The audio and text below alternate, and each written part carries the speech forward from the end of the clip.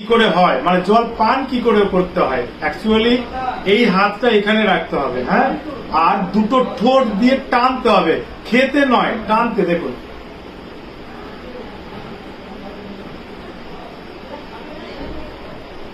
তিন ঢোকে পিয়ে পান করে জল খাবেন। জলের অপর নাম জীবন, জলের অপর নাম মরণ, যদি জল 4টার পর খান।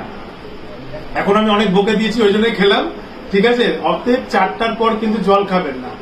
সবাই সকালে উষ্ণ গরম জল খাবেন, তারপর নেক্সট আধা ঘন্টা পর পর খেতে থাকুন।